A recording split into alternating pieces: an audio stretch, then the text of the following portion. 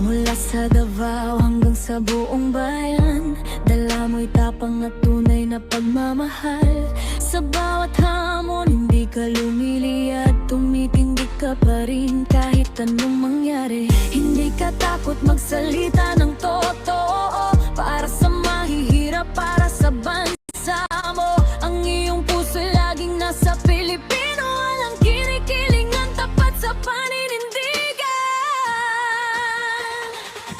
Ikaw ang babae, palaban, walang inuurungan. Sa bawat laban ng katotohanan ng iyong sandata. Karapat-dapat mamuno, karapat-dapat humawak sa pag-asang inaasam ng ating inang bayan. Sana ipagpatuloy mo ang iyong paglalakbay. Ang bayan ay naniniwala, ang bayan ay sumasayo.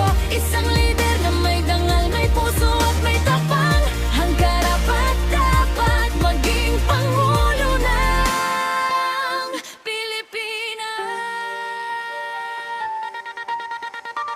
Nakita namin ang iyong gawa at sakripisyo. Sa oras ng sakuna, ikaw ang unang nariyan. Hindi ka nagpapabaya, hindi ka umaatras. Kahit mag-isa, tatayo ka para sa katarungan. Ang tapang ng isang ina, lakas ng isang pinuno. Ang iyong pagmamahal sa bayan ay hindi maglalaho. Dala mo ang pag-asa ng susunod na henerasyon. Isang bansang matatag, payapa at maulad. Hindi madali ang landas ng isang